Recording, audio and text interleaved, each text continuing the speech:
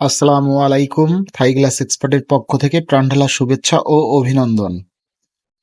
আমরা একটা হ্যাঙ্কিং ডোরের কাজ করেছিলাম উত্তর 18 নম্বর সেক্টরে। তারই ছোট্ট একটা ভিডিও আপনাদের মাঝে তুলে ধরলাম। দেখবেন এবং কি মন্তব্য করবেন কেমন হয়েছিল কাজটা। কমপ্লিট কাজের পর লুকটা মাশাআল্লাহ অনেক সুন্দর এসেছিল। মোটামুটি মাশাআল্লাহ ভালো এসেছিল।